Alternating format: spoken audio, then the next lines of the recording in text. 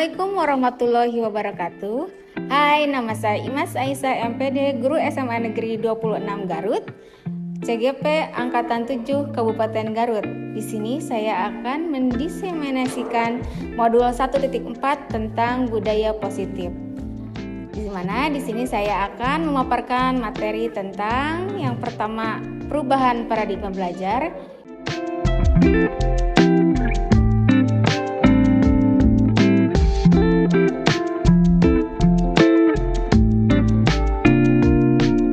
Yang kedua, tentang disiplin positif dan nilai-nilai kebajikan universal.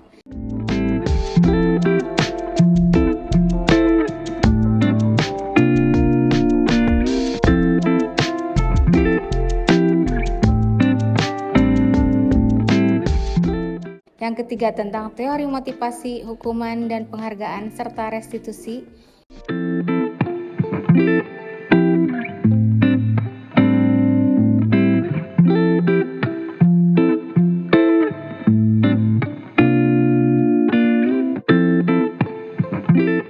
Yang keempat, tentang keyakinan kelas.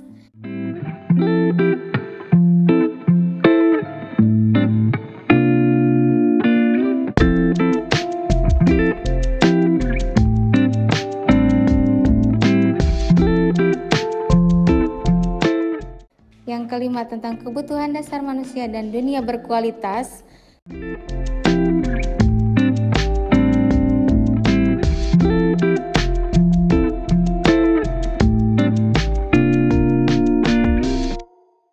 Serta 5 posisi kontrol dan segitiga restitusi.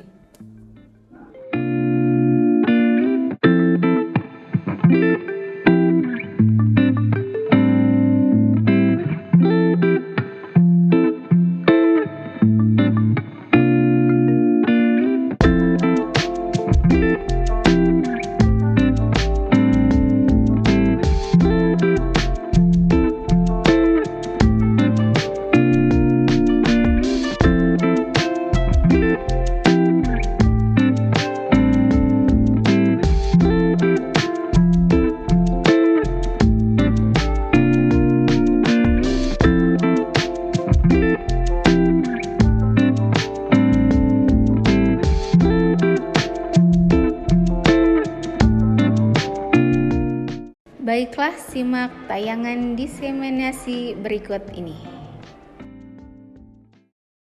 Calon guru penggerak angkatan 7 dan yang saya hormati rekan-rekan guru atau staf pengajar SMA Negeri 26 Garut. Pertama-tama marilah kita panjatkan puji syukur kehadiran Allah Subhanahu wa Ta'ala. Berkat limpahannya hari ini kita dapat bertemu dan berkumpul dalam acara sosialisasi ujian sekolah serta diseminasi budaya positif di lingkungan SMA Negeri 26 Garut. Adapun susunan acara pada hari ini yaitu yang pertama sambutan kepala sekolah sekaligus pembukaan acara. Yang kedua sosialisasi ujian sekolah oleh Pak Ridwan Effendi. Dan yang ketiga, diseminasi budaya positif oleh Bu Imas dan Pak Angga. Memasuki acara yang pertama yaitu pembukaan, marilah kita buka acara ini dengan bacaan basmalah bersama. Bismillahirrahmanirrahim. Acara yang kedua yaitu sambutan yang akan disampaikan oleh Kepala SMA Negeri 26 Garut kepada Bapak Wawan SPDMM. Dipersilakan.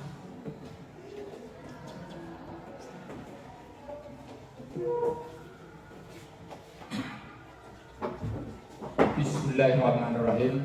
Assalamualaikum warahmatullahi wabarakatuh. Waalaikumsalam. Alhamdulillah nahmaduhu wa nasta'inuhu wa na'udzu billahi min syururi anfusina wa min sayyiati a'malina may yahdihillahu fala mudilla lahu wa ma yudlil fala hadiya lahu. Asyhadu an la ilaha illallah wahdahu la syarika lahu wa asyhadu anna Muhammadan abduhu wa rasuluhu amma ba'du.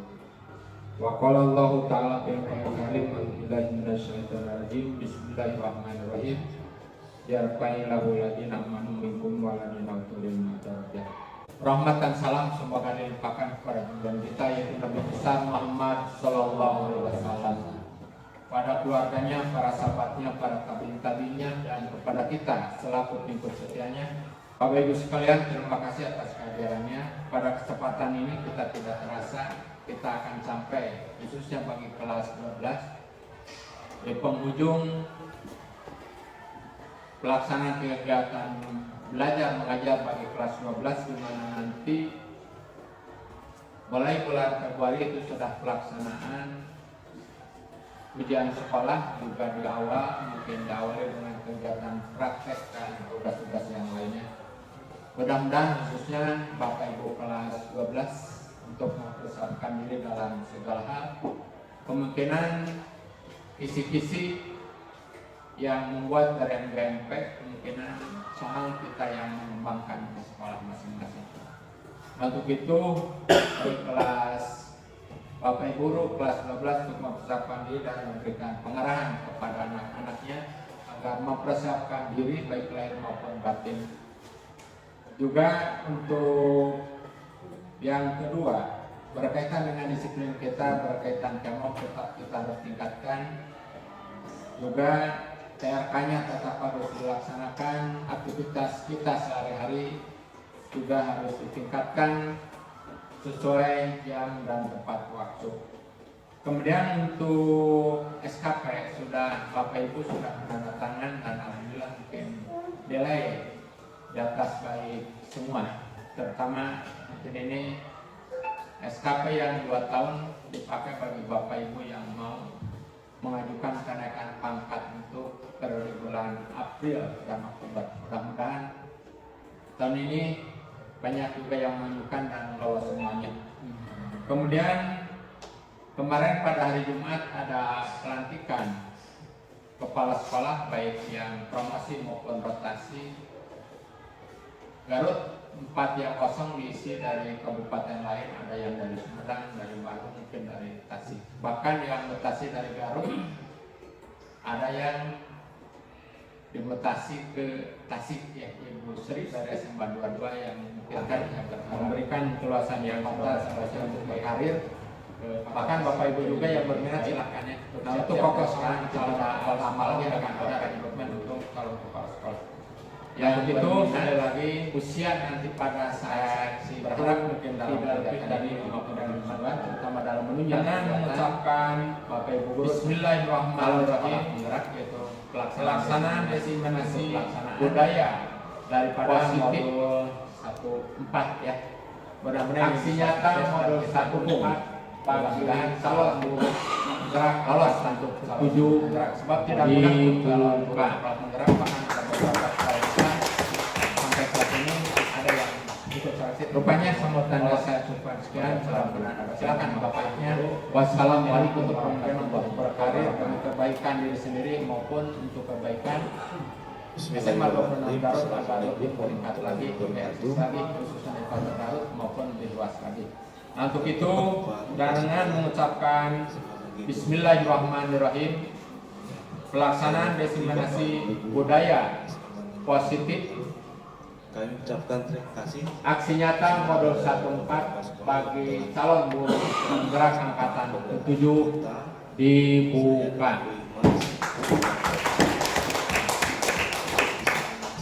Rupanya semua tanda saya cukupkan sekian, mudah-mudahan ada pada manfaatnya. Wassalamualaikum warahmatullahi wabarakatuh.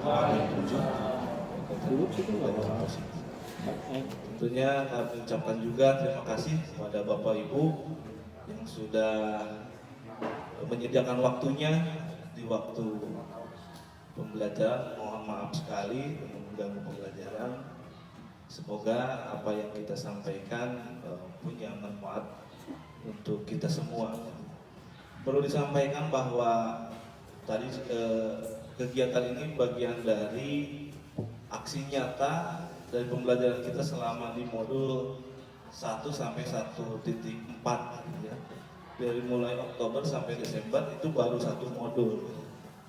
Jadi masih panjang sampai bulan Juni ada modul 2 sampai modul 3.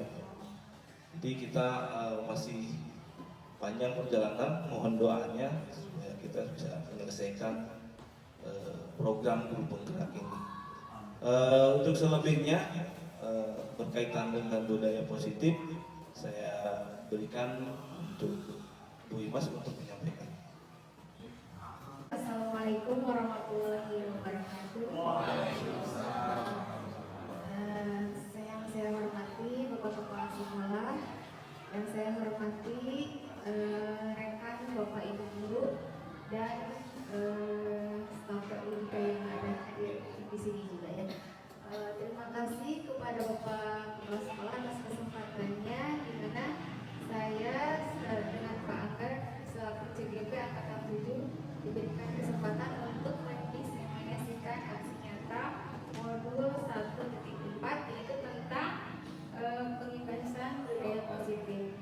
Nah, di sini kami akan mendiseminasikan tentang materi budaya positif, di mana poin-poinnya yaitu yang pertama tentang perubahan paradigma belajar, yang kedua disiplin positif dan nilai-nilai kebajikan universal, yang ketiga teori motivasi, hukuman dan penghargaan serta restitusi. Poin berikutnya tentang keyakinan kelas, terus tentang kebutuhan dasar manusia dan dunia berkualitas, restitusi tentang 5 posisi kontrol, dan yang terakhir tentang restitusi atau segitiga restitusi. Nah, di sini saya akan membahas sedikit tentang perubahan paradigma belajar. Bapak Ibu Guru, mungkin kita selaku pendidik tahu ya tentang pengertian apa itu pendidikan. Mungkin ada yang tahu. Sebelum kita akan sharing di sini ya, saya di sini bukan untuk menggurui atau apa, saya hanya sharing saja dan mendiseminasikan apa yang telah kami dapat di modul 1.4. Sekiranya ada yang tahu apakah itu tentang pendidikan, mungkin ada yang berpendapat gitu, ada yang mau mengajukan tangan, silakan. Siapa yang mau mengartikan tentang pendidikan?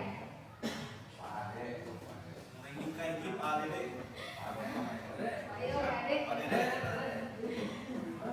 Siapa yang mau sharing tentang apakah itu arti pendidikan?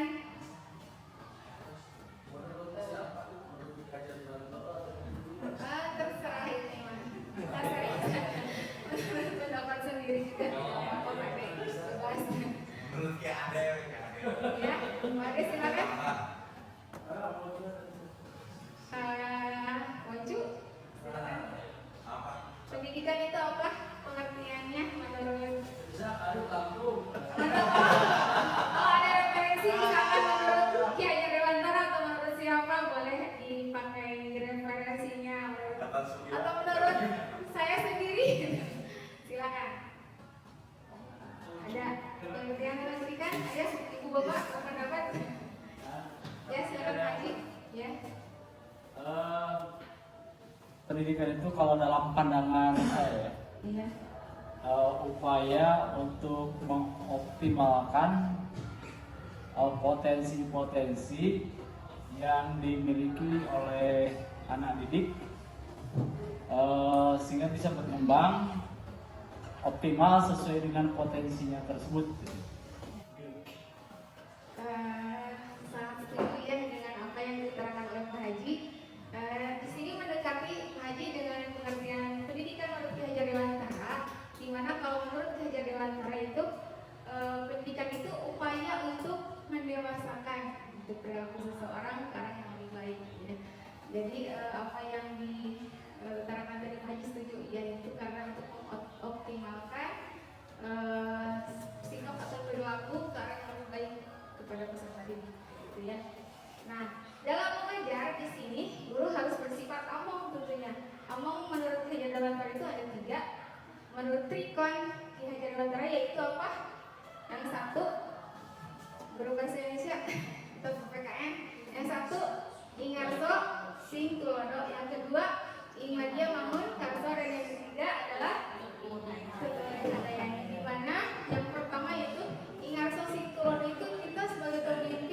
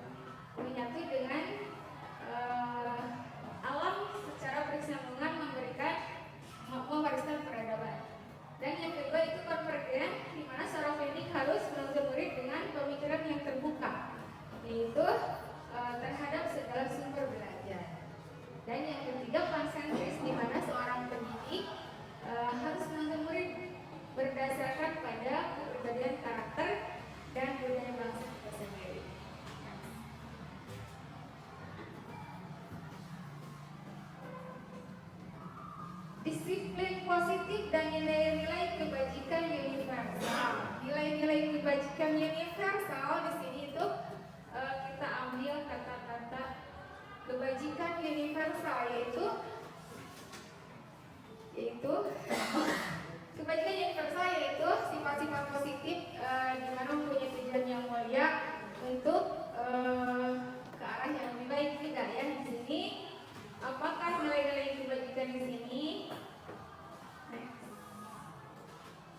Nah, di sini ada 3 motivasi perilaku manusia yang untuk mengarah ke arah kebajikan itu didasari oleh 3 motivasi. Yang pertama yaitu untuk menghindari ketidaknyamanan atau hukuman. Di sini peserta didik biasanya karena dia melakukan kebajikan itu karena dia itu menghindari ketidaknyamanan atau hukuman. Yang kedua yaitu mendapatkan imbalan, ya, menginginkan atau mendapatkan penghargaan atau imbalan dari orang lain. Dan motivasi yang ketiga itu untuk menjadi orang yang ingin mereka inginkan dan menghargai diri sendiri dengan nilai-nilai apa yang mereka percaya. Kira-kira menurut Bapak Ibu, di sini dari 3 motivasi tersebut manakah yang menduduki paling tinggi gitu kan? Di sini yang tidak ya, dari mulai yang terendah sampai yang tertinggi. Kira-kira menurut 3 motivasi tersebut manakah yang menduduki yang urutan yang paling tinggi gitu ya.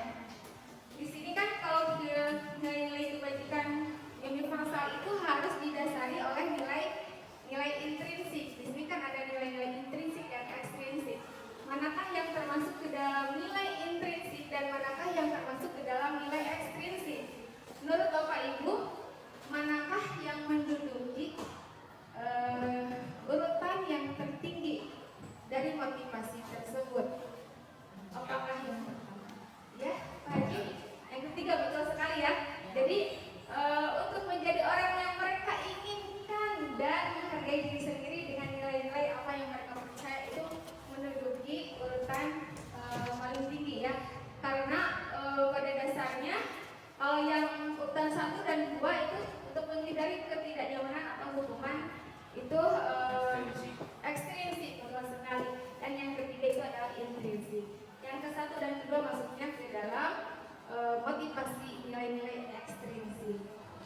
Nah, biasanya menurut Bapak Ibu secara di lapangan gitu ya, kita melihat di lapangan secara real, kebanyakan peserta didik itu termotivasi karena apa? Apakah takut hukum? Betul sekali. Apakah ingin mendapatkan penghargaan dari guru atau orang lain, ataukah ingin menjadi mereka apa yang mereka inginkan gitu ya? Kebanyakan takut dihukum gitu ya. Misalkan oleh kesiswaan ya, gitu. Mereka itu datang kan takut dihukum ya pokoknya. Mereka datang berupaya untuk tepat waktu karena takut dihukum. Ya, terus atau mereka itu berprestasi atau melakukan hal sesuatu yang terpuji mungkin yang karena bisa saja ingin mendapatkan imbalan atau penghargaan dari orang lain gitu ya. Saya jelas saya itu harus melakukan kebajikan di sekolah, misalkan saya harus tepat waktu, saya harus rajin belajar, dan saya lain-lain ya, tentunya mengarah kepada kebajikan itu mungkin didasari oleh ingin mendapatkan penghargaan atau pujian dari orang lain. Oh, kamu hari ini tidak terlambat. Oh, hari ini kamu selesai mengerjakan tugasnya, mungkin karena ingin mendapatkan pujian atau penghargaan dari guru, bisa saja. Nah, tetapi itu didasari atas motivasi ekstrinsik.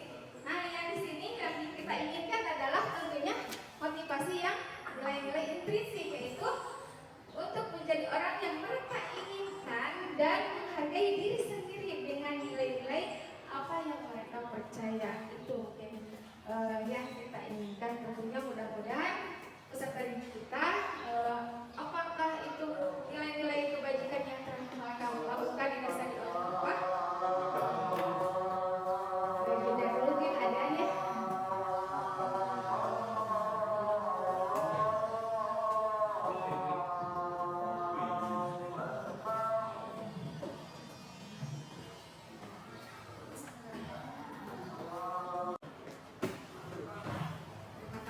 ta'ala atas kesempatannya. Kita lanjut ya Ibu Bapak tadi sampai motivasi ya. Motivasi itu didasari ada yang pertama ada 3 ya. Yang pertama itu takut atau menghindari ketidaknyamanan atau menghindari hukuman. Yang kedua tuh yaitu termotivasi karena ingin mendapatkan imbalan atau penghargaan dari orang lain. Dan yang ketiga itu motivasi yang sangat diinginkan, yaitu menjadi orang yang mereka inginkan dan menghargai diri sendiri dengan nilai yang mereka percaya. Diharapkan mudah-mudahan si peserta didik itu menduduki posisi yang ketiga, yaitu motivasi yang nilai-nilai intrinsik. Dan di sini kita akan membahas tentang hukuman, penghargaan, dan restitusi. Nah di sini hukuman dan penghargaan menurut modul 4 merupakan cara untuk mengatur perilaku seorang yang dapat menghancurkan potensi pembelajaran sesungguhnya. Katanya di sini hukuman dan penghargaan itu merupakan cara untuk mengatur perilaku seseorang dan yang dapat menghancurkan potensi pembelajaran yang sesungguhnya. Nah, setuju atau tidak? Jadi hukuman dan penghargaan itu dapat menghancurkan potensi pembelajaran yang sesungguhnya. Menurut Bapak Ibu setuju atau tidak? Bahwa hukuman dan penghargaan itu dapat menghancurkan potensi pembelajaran yang sesungguhnya. Kalau zaman dulu enggak ada. Setuju dan tidak setuju. Kalau zaman saya tidak, malah membuat mental anak apa? Strong. Iya. Kalau sekarang sepertinya kalau ada hukuman juga anak juga itu aja. Kalau zaman saya, zaman Bu Dewi yang angkatan 70-an, kayaknya enggak. Setuju dan tidak setuju ya. Lulus itu tidak setuju mungkin ya, arahnya tidak setuju. Iya. Karena hukuman itu lulus itu dapat memperbaiki perilaku. Iya. Mungkin ya kalau tidak ada hukuman mungkin tidak akan istilahnya keras-keras saja gitu ya. Menurut Bu Dewi tidak setuju gimana? Mungkin Setuju, hukumannya ada yang setuju, ada yang tidak setuju. Jadi bagaimana hukumannya? Kalau misalnya hukumannya itu sesuai dengan misalnya karakteristik anak, dengan psikologis anak, itu akan membuat dia menjadi lebih baik. Tapi kalau misalnya hukuman tidak sesuai, adakah karena mungkin karena apa emosi guru atau apa, ya mungkin itu akan menghancurkan. Pendapat Bu Sri dan Bu Dewi itu nanti tepatnya akan dibahas di posisi kontrol kita sebagai guru, tepatnya kita sebagai penghukum atau letak kita sebagai gimana gitu ya, mungkin itu di tepatnya. Namanya mungkin ada di bahasan. Kami lanjut ya. Terima kasih kepada Bu Dewi dan Bu Sri. Untuk selanjutnya di sini hukuman itu bersifatnya satu arah, tiba-tiba karena tidak ada komunikasi guru dengan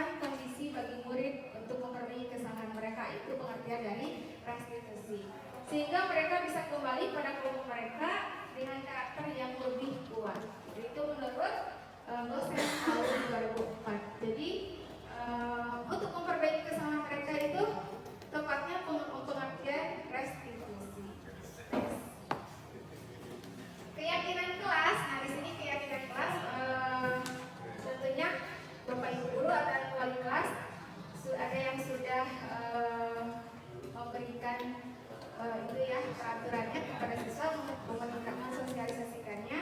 Nah di sini keyakinan kelas itu merupakan salah satu disiplin positif yang bisa kita terapkan dalam membangun budaya positif. Nah keyakinan kelas itu tujuannya apa saja? Yang pertama, menumbuhkan budaya positif dengan kesepakatan kelas. Yang kedua, tujuan keyakinan kelas itu menumbuhkan kebiasaan positif di kelas atau di sekolah. Tujuan yang ketiga, menumbuhkan sikap tanggung jawab dan penilaian aspirasi idenya melalui kesepakatan kelas. Ya, jadi kita tampung dulu apa ide-ide dari siswa ya, untuk dibuat menjadi keyakinan kelas. Dan tujuan yang keempat, menumbuhkan rasa saling menghargai diri sendiri dan orang lain. Itu tujuan dari keyakinan kelas. Nah, kebutuhan dasar manusia dan dunia berkualitas di sini ada 5 ya tujuan dari kebutuhan dasar manusia dan dunia berkualitas. Yaitu yang pertama, kebutuhan untuk bertahan hidup. Kebutuhan untuk bertahan hidup akan apa? Di sini secara fisiologis untuk mendapatkan kesehatan, misalkan kebutuhan untuk mendapatkan rumah, makanan dan sebagainya. Itu kebutuhan untuk bertahan hidup. Yang kedua, kasih sayang dan rasa diterima. Nah, yang kebutuhan akan kasih sayang dan rasa diterima ini pada umumnya anak-anak memiliki kebutuhan akan kasih sayang dan rasa diterima yang tinggi oleh kita ya selaku pendidik dan oleh lingkungan tentunya. Jadi mungkin ibu bapak sering memperhatikan perilaku peserta didik di kelas ya. Nah, di sini kan ada kebutuhan dasar, ada beberapa. Di sini ada kebutuhan bertahan hidup, yang kedua untuk mendapatkan kasih sayang dan rasa diterima. Kebutuhan yang ketiga, rasa kebebasan yang untuk mendapatkan kebebasan. Yang keempat itu kebutuhan akan mendapatkan kesenangan. Mereka tuh ingin fun gitu ya. Dan yang kelima itu kebutuhan akan penguasaan. Nah mungkin dicontohkan kemarin kan sempat share ya Burusi ya, ini perilaku peserta didik anak Burusi, katanya yang belajar tuh pengen di bawah gitu ya. Si anak didik itu belajarnya itu tidak di atas kursi. Nah kira-kira itu kebutuhan akan apa gitu ya? Kebebasan, kesenangan atau apa? Nah di sini kesenangan atau kebebasan? Ya kebebasan ya. Jadi mereka tuh pengen bebas, belajarnya pengen santai, bebas gitu ya. Jadi makanya belajarnya itu di bawah. Nah itu mereka itu menduduki kebutuhan yang ketiga gitu ya. Nah kira-kira apalagi yang sering ditemukan, mungkin banyak sekali ya. Untuk mendapatkan kesenangan, si siswa coba-coba mencari perhatian gitu ya. Dia tuh tertawa gitu ya. Kalau kita lagi menerangkan kan anak-anak tuh tidak diam ya. Kadang kita selaku pendidik mungkin kadang merasa kesal. Nah kita akan dibahas di sini perilaku peserta didik yang mana yang sering dijumpai oleh kita dan posisi kontrol yang mana yang tepat sekiranya kita lakukan kepada peserta didik ya. Nah di sini 5 posisi kontrolnya terhadap perilaku yang tadi, yang menemukan siswa itu untuk menemukan ingin mendapatkan kebutuhan akan kasih sayang, jadi suka caper kadang-kadang si anak itu, terus kebutuhan akan mendapatkan kebebasan, kesenangan dan penguasaan. Kalau penguasaan biasanya mungkin jarang ya kalau anak yang pintar itu ditemukan perilakunya agak lain. Mungkin kalau di sini misalnya menemukan, tidak tahu kalau bapak ibu ya mungkin pernah menemukan anak yang pintar itu karena merasa dia sudah paham mungkin ya apapun itu perilakunya, kita harus memberikan di sini harus memberikan kontrol kepada peserta didik. Misalkan si anak itu karena merasa pintar tidak mau memperhatikan. Nah ketika kita tanya, kita kasih posisi kontrol yang mana? Misalkan kita kasih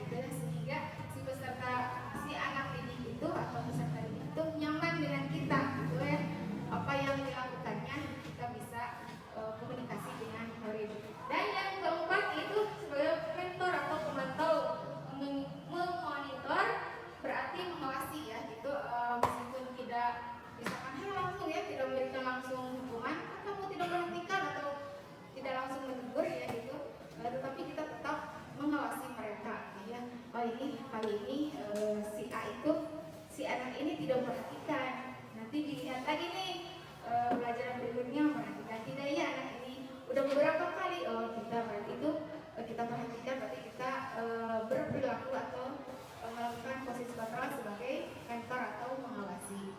Dan yang kelima yaitu posisi manajer. Di mana posisi manajer ini posisi terakhir yang diinginkan itu yang di mana posisi manajer itu guru berbuat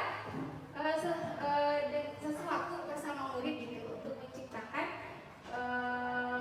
supaya kondisi menjadi lebih baik gitu, supaya murid itu bisa mempertanggungjawabkan atas kesalahan mereka. Itu posisi sebagai manajer. Nah, kira-kira manakah yang sering kita lakukan ya posisi kontrol kita terhadap peserta didik? Nah, di sini mungkin kita sebagai pendidik beraneka ragam ya, ada macam-macam posisi kontrol yang kita lakukan. Bisa saja kita itu sering sebagai hukum, misalkan sering melakukan kita pendekatan kepada anak itu sebagai teman gitu, terus juga sering saya mah hanya mewakili saja gitu. Terus posisi yang terakhir adalah manajer, posisi terakhir di mana guru bersama murid melakukan bersama-sama untuk mengarah kepada kebaikan. Nah, yang diharapkan di sini adalah kita bisa melakukan posisi kontrol sebagai posisi manajer gitu ya, posisi terakhir di mana guru bersama-sama dengan murid berusaha dengan murid bersama-sama mengkomunikasikan bagaimana caranya membuat solusi supaya peserta didik itu mempertanggungjawabkan atas perilakunya gitu ya, atas kesalahan-kesalahan yang telah mereka perbuat gitu. Mudah-mudahan apa yang saya sampaikan mungkin bermanfaat, mungkin tidak banyak yang mendengar. Sekian saja dari saya. Terima kasih atas perhatiannya. Mohon maaf atas kekurangannya. Wassalamualaikum warahmatullahi wabarakatuh.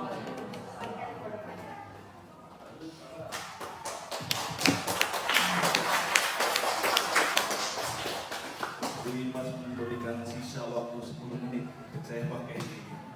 Sedikit dari saya mungkin menambahkan apa yang disampaikan oleh Bu Dimas. Memang perubahan paradigma yang diajarkan di PGP tentunya secara aplikatif sudah kita lakukan sebetulnya gitu ya. Namun dalam konsep diperkuat lagi dengan hal seperti berpihak kepada murid. Dari awal kita sudah berpihak kepada murid gitu ya. Cuman dalam prakteknya seringkali kita tidak berpihak kepada murid gitu. Dalam hal pembelajaran, gitu, media dan lain sebagainya. Kadang kita lebih memunculkan dari kita, keinginan dari kita gitu ya. Padahal yang mau belajar itu adalah siswa gitu. Itu mungkin dari sumber belajar, dari model dan lain sebagainya. Alangkah lebih baiknya kita pelurkan dulu gitu ya. Saya sudah terapkan sedikit mungkin kemarin di kelas 11 IPS 1 kelasnya Bu Ika gitu ya. Soalnya saya tanya kepada murid, ini di semester 2 kira-kira materi yang sudah ada disampaikan di awal semester 2 ini pengen kalian pengen gimana? Model apa yang mau ini? Wah, itu mulai muncullah keinginannya. Pak mau main game, siap.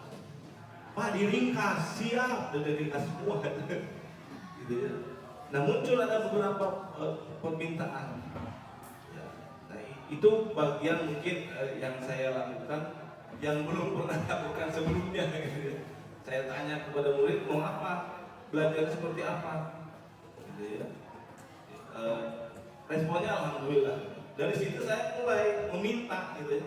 Kalian kan sudah dikasih oleh Bapak ini modelnya gitu. Tapi kita sepakat dulu nih ke depannya. Bapak mintanya kelas bersih. Setuju nggak? Setuju. Nah, sumber belajar setiap Bapak masuk selalu ada ya. Siap. Nah, itu bagian dari mungkin kesepakatan yang dibangun gitu ya, supaya ada win-win solution lah mungkin ya antara kemauan anak dan kemauan kita gitu ya, supaya dalam pembelajaran lebih cair gitu ya. Itu yang kita harapkan semua gitu. Karena saya itu kan kebanyakan perempuan, laki-lakinya agak bantang semua nih Excel nih, tapi bantang gitu. Tidak ada respon ke saya tuh. Tugas dengan dulu gitu ya, welcome up. Nah, mungkin saya sedikit merubah pola yang biasanya langsung direct apa yang mau disampaikan, dipulaukan dulu apa itu bagian dari mungkin berpihak kepada murid. Tentunya cara dan gaya dari Bapak Ibu mungkin itu sudah dilakukan untuk berpihak kepada murid. Mungkin kami lebih menekankan kembali supaya kita lebih berpihak, tadi kata Pak Cucu, potensi, menggali potensi, mengembangkan potensi kita supaya lebih dalam menciptakan manusia yang seutuhnya mungkin di situ. Itu lebih paradigma yang disampaikan di program PGP. Kemudian ada restitusi, ini bagian dialog juga antara kita sebagai guru dengan murid ketika muncul suatu kasus. Seringkali kita lebih menekankan hukuman gitu ya, dan reward, punishment and reward gitu ya. Saya pas masuk ke PGP itu hal yang lumrah gitu ya, punishment and reward. Ternyata di program PGP ternyata ya dianggap salah punishment and reward itu, karena motivasi perubahannya itu lebih ke ekstensif, karena bersifat adiktif gitu. Ketika tidak ada reward, si anak itu kurang bersemangat. Nah itu mungkin, oh ternyata begitu gitu. Nah dari situ bahwa permasalahan itu dibawa ke restitusi. Tadi yang disampaikan oleh Bu Imas, ada semacam dialog gitu ya, untuk antara kita dengan siswa untuk menggali lebih dalam apa yang menjadi suatu permasalahan gitu ya, sehingga si anak bisa bertanggung jawab apa yang menanggung dan menjawab gitu ya, menanggung apa yang sudah dilakukan dan menjawab apa yang sudah dilakukan. Itu bagian perubahan paradigma. Nah, satu lagi mungkin sedikit berkaitan dengan budaya positif. Kita semua sudah tahu bahwa budaya positif adalah suatu pembiasaan yang bernilai positif dalam mengandung sejumlah kegiatan yang mampu menumbuhkan karakter. Ini juga sebetulnya sudah dilakukan di sekolah gitu ya, dengan visi-misi kita gitu ya, sebagian dari menumbuhkan budaya positif di sekolah gitu ya. Saya sampaikan di sini bahwa budaya positif yang kita lakukan, unsur utamanya memang kata Pak Haji Cucu lagi, kita masih ingat pas di awal tahun pembelajaran itu ada school value yang kita mau angkat gitu ya, memang disiplin unsur utamanya. Dalam hal budaya positif yang kita bangun, baik dari sisi akademis ataupun non akademis, tidak akademis masuk ke pembiasaan baca Quran, kan itu masuk ke kurikulum ke akademis itu. Non akademisnya sudah jelas kita punya ekskul yang terbaik gitu ya. Ada ekskul hoki, ada ekskul pencak silat yang sudah jelas menumbuhkan karakter yang saya ambil karakter tangguh gitu ya. Karena disiplin sudah jelas gitu ya. Itu bagian dari keinginan, karena keinginan dari dirinya. Bagaimanapun Pak Cecep sama Bu Haji Sultuni memberikan treatment, dia mau gitu ya, karena dia keinginannya untuk menjadi sesuatu, katakanlah juara gitu.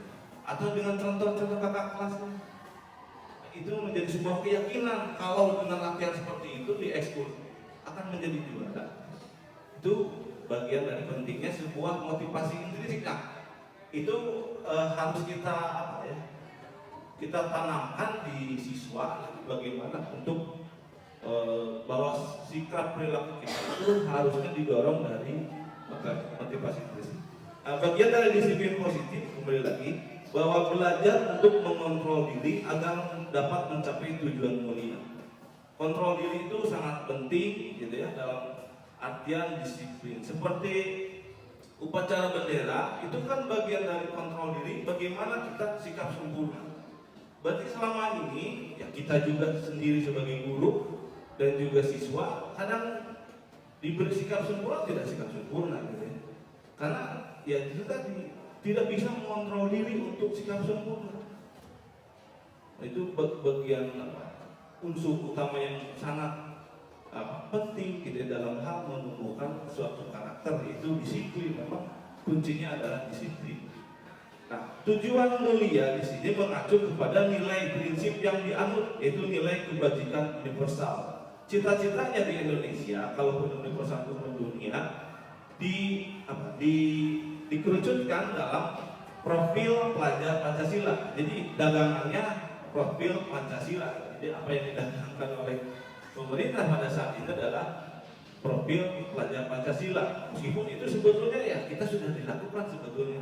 Beriman, bertakwa, akhlak mulia, mandiri, bernalar kritis, kemudian ada berkebinekaan tunggal, bineka kreatif, gotong royong. Nah, itu nilai-nilai yang ingin ditanamkan oleh pemerintah kepada siswa atau menggali potensi itu untuk lebih dikembangkan dalam hal berakhlak, kemandiriannya, bernalar kritis, kreatif, gotong royong, dan berkebinekaan. Nah, sebagai pendidik tujuan kita adalah menciptakan atau mewujudkan anak-anak yang memiliki disiplin diri sehingga mereka berperilaku mengacu pada nilai-nilai kebajikan universal yang didasari motivasi intrinsik tadi sudah disampaikan. Ini juga tadi sudah disampaikan oleh Bu Imas berkaitan dengan 3 motivasi perilaku manusia. Kadang pertama menghindari ketidaknyamanan atau hukuman. Di motivasi perilaku manusia itu kadang karena ingin ketidaknyamanan dia akan berperilaku seperti apa yang diinginkan.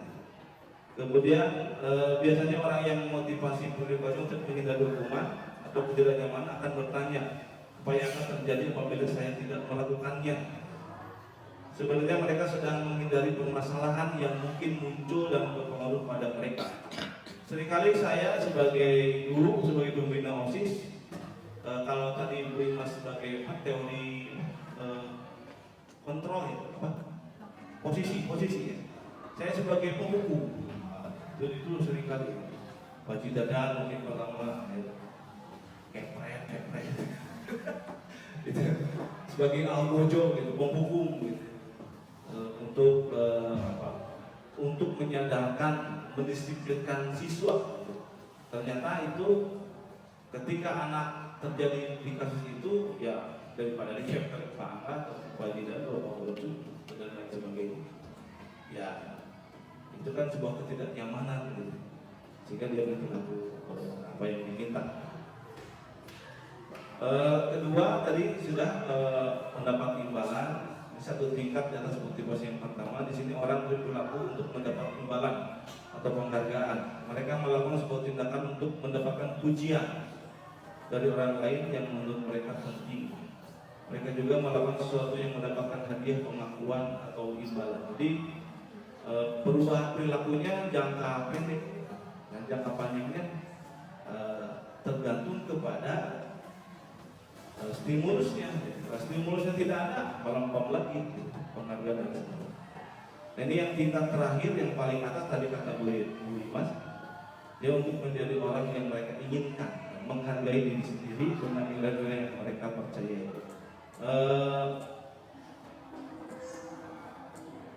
Saya sampaikan di program guru penggerak ketika diskusi yang menjadi bahan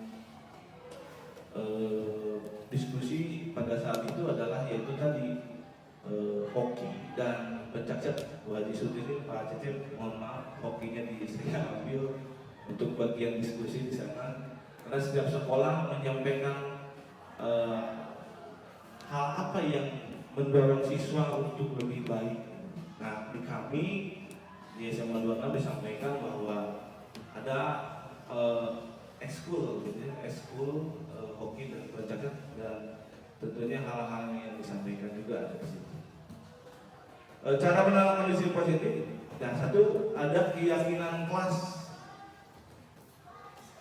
Ya, diawali dari sebuah keyakinan kelas. Oleh karena itu pada awal semester 2 kalau nggak salah kemarin dicoba untuk wali kelas untuk membuat sebuah keyakinan per kelas gitu, kesepakatan kelas, keyakinan kelas yang menjadi sebuah peraturan sekolah gitu ya, bisa disebut. Jadi pembentukan keyakinan dan restitusi itu sebagian cara menanamkan disiplin positif. Tentunya banyak hal yang bisa kita tanamkan dalam menanamkan disiplin positif. Berikutnya ini terakhir dari saya, itu sebatas teori mungkin ya yang tadi disampaikan bisa dibaca di internet juga sudah ada sebetulnya. Nah, kita apa yang bisa kita bangun di SMA 26 gitu ya. Saya menginginkan dan Bu Imas ada apa ya, menguatkan mungkin ya, ada budaya positif berkaitan dengan bersih atau rasi, rapi dan bersih. Satu ya, satu hal yang bisa kita bersama-sama gitu ya, bersama-sama untuk membangun sekolah kita rapi dan bersih, bersih, ginding dan bersih gitu ya. Mau yang ginding kulege gitu ya, ginding wah harusnya ada gitu ya, si Gabri gitu. Nah, ini tahapan kita selanjutnya tidak sekarang ya. Ada tahapan selanjutnya. Kita perlu diskusi dan kolaborasi, gitu ya. Di semua pihak, warga sekolah 26. Dimulai dari ruang guru, alhamdulillah di sini sudah kelihatan bersih dan rapi karena ruangan baru, gitu ya. Tapi nanti kita diskusi bersama di sini. Kemudian di ruang TU. Kita buat kesepakatan juga khusus lah tentang ini rapi dan bersih, keinginannya seperti apa, nanti munculnya seperti apa gitu. Itu disepakati bersama. Nah, mungkin para wali kelas juga di sekolah, di kelasnya, saya yakin bahwa menginginkan rapi dan bersih.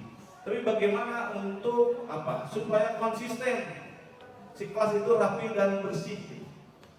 Saya sebagai guru membuat kesepakatan, tolong di kelasnya rapi dan bersih, ya. Papan tulis biasa, datang bapak bersihnya. Karena tadi sudah dimulai, pengen permainan, pengen apa, ikut saya di Sanggupan. Coba yang apa yang bapak inginkan disepakati juga gitu. Nah, itu mungkin oleh wali kelas coba didorong kembali gitu ya. Nanti dari pihak manajerial mungkin ke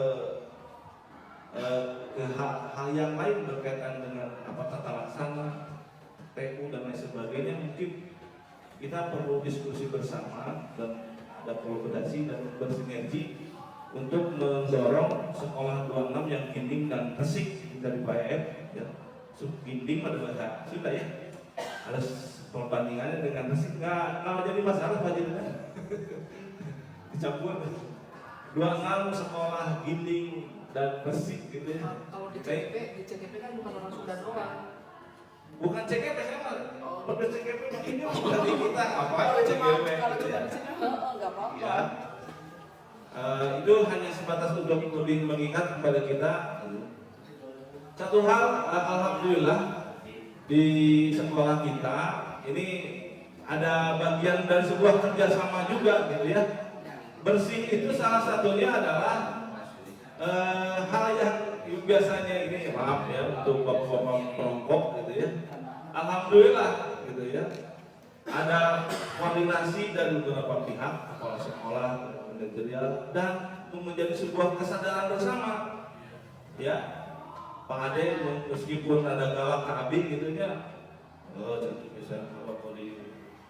Alhamdulillah dilokalisir ada di ruang BP sementara gitu ya. Sementara nanti dibuatkan oleh Pak Adi Dadang khusus ruangan rokok di belakang TU. Itu baru cita-cita gitu ya. Oh berarti lama tuh berubah. Doa saja. Oh gitu. Berdoa secepatnya. Nah itu bagian salah satu kolaborasi ya dan bentuk kesadaran dari teman-teman perokok. Nah, saya mah merokok jadi masalah gitu. Bagi yang merokok, tapi sudah menjadi kesadaran Pak Haji Dadang ya sarana risik enak neng rokok di sekolah teh gitu ya. Dan sebetulnya memang sudah ada peraturannya gitu ya, baik dari Permen dan juga Perhub berkaitan dengan larangan merokok di wilayah sekolah. Itu bagian dari untuk meminimalisir angka perokok gitu ya. Itu bagian dari budaya positif gitu ya, pembiasaan perubahan ke arah yang lebih baik gitu ya dalam hal perokok. Saya juga terima kasih kepada perokok untuk telah kebiasaan. Tongkat paksa aja, tongkat paksa gitu. Jadi untuk apa? Ya gitu, untuk perubahan yang lebih baik. Nah, hal itu semua nanti saya dan Bu Imas kita rancang dengan MBGP sekolah bagaimana untuk ginding dan resik ini supaya tercapai dalam artian terlihat gitu ya, dalam waktu sekian bulan apakah sudah ada perubahan atau tidak gitu ya. Itu juga bagian dari kerja bersama, tidak kerja sendiri gitu ya. Harus kerja bersama dalam mewujudkan budaya positif berkaitan dengan resik gitu ya. Rapi dan bersih. Resik itu kita artikan rapi dan bersih di seluruh ekosistem di SMA Bengkulu. Itu saja mungkin dari kami semua, dari Bu Imas dan saya. Kalau waktu sudah jam, maaf, lebih 8 menit dari saya. Mohon maaf sekali, mungkin karena keterbatasan kami dalam memahami materi, karena waktunya sangat dikejar tayang gitu ya, sehingga dalam memahami sesuatu itu agak sulit juga gitu. Karena sudah disuguhi dengan modul baru gitu ya. Yang ini sedikit mengerti, taman ini sangat ngerti, jadi sepotong gitu. Mohon maaf sekali, mungkin selebihnya gara-gara buku selebihnya mungkin Bapak Ibu bisa baca di internet, ada modulnya di situ untuk memperkuat keyakinan gitu, apakah betul tidak gitu ya perubahan paradigma ini. Kalau tidak ya mungkin nanti ada dialog lagi gitu ya. Kalau betul ya kita bangun bersama-sama, kita berkontribusi ya, karena beban sebagai CGP itu tadi, apakah ada nggak kontribusinya? PW unggul tidak ada perubahan. Nah, itu mungkin beban dari saya dan Bu Imas sebagai calon guru penggerak, baru calon ya, baru calon mohon dimaklumi. Kalau setelah guru penggerak ditagih gitu ya. Harus ada perubahan minimalnya gitu. Nah, itu bagian dari kami Bu Imas dan saya untuk membangun budaya positif di SMA 26 Garut berkaitan dengan resik. Kita bekerja bersama untuk perubahan di SMA Negeri 26. Terima kasih mungkin atas perhatiannya. Kami tutup dengan bacaan hamdalah bersama-sama. Alhamdulillahirobbilalamin. Terima kasih. Wassalamualaikum warahmatullahi wabarakatuh.